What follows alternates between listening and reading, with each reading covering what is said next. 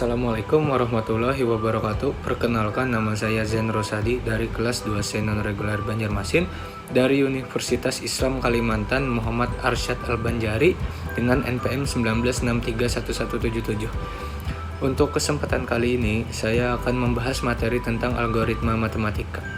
Apa itu algoritma? Algoritma adalah suatu urutan dari beberapa langkah yang logis guna menyelesaikan masalah. Pada saat kita memiliki masalah, maka kita harus dapat untuk menyelesaikan masalah tersebut dengan menggunakan langkah-langkah yang logis. Contoh dari algoritma sederhana di kehidupan nyata adalah pada saat memasak air. Langkah-langkah untuk memasak air tersebut merupakan algoritma memasak air, sehingga memiliki urutan langkah-langkah yang logis. Bentuk dasar algoritma. Algoritma sendiri mempunyai 3 bentuk dasar, antara lain yang pertama adalah algoritma sekuensial. Sekuensial algoritma atau algoritma sekuensial merupakan algoritma yang langkah-langkahnya secara urut dari awal hingga akhir.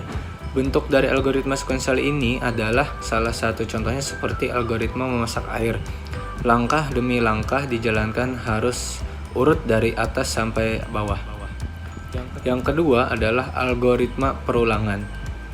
Algoritma perulangan merupakan suatu algoritma yang menjalankan beberapa langkah tertentu secara berulang-ulang atau looping.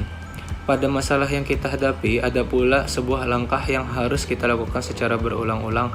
Contoh dari algoritma looping ini adalah algoritma menjemur pakaian. Langkah-langkahnya sebagai berikut. Yang pertama, siapkan jemuran. Yang kedua, ambil satu pakaian yang nantinya akan dijemur.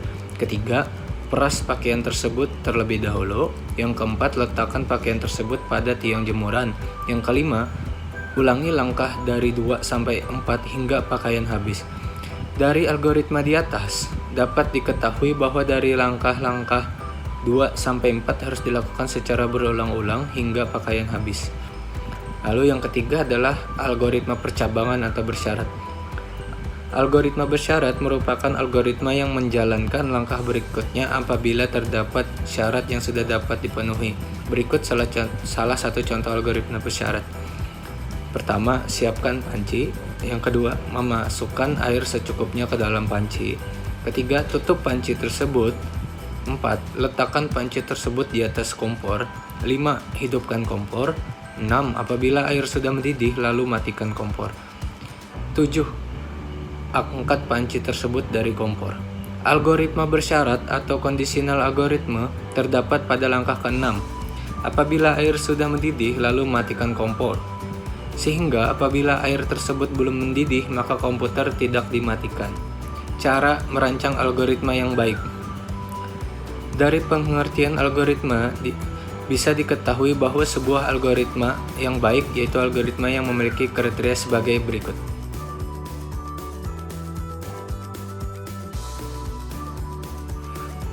Klasifikasi algoritma. Salah satu langkah yang bisa dilakukan untuk mendapatkan klasifikasi algoritma yaitu bisa dengan menggunakan cara implementasi. Untuk penjelasannya sebagai berikut. Yang pertama, rekursi atau iterasi. Rekursi adalah suatu algoritma yang memanggil dirinya sendiri secara berulang kali atau looping hingga pasak kondisi tersebut bisa tercapai. 2. Logikal. Algoritma bisa dilihat sebagai suatu logika dedukasi terkontrol. Pernyataan ini bisa diekspresikan sebagai algoritma sama dengan kontrol plus logika. 3. Tepat atau perkiraan. Jika terdapat banyak algoritma, maka akan sampai ke solusi yang tepat. Namun ada juga algoritma perkiraan yang mencari perkiraan terdekat dengan solusi sebenarnya.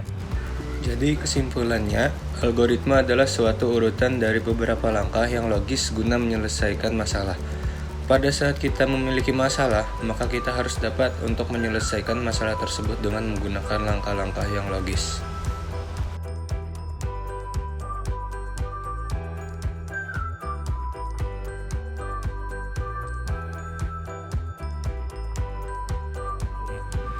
Sekian pembahasan tentang algoritma matematika. Mohon maaf kalau ada kekurangan atau salah kata.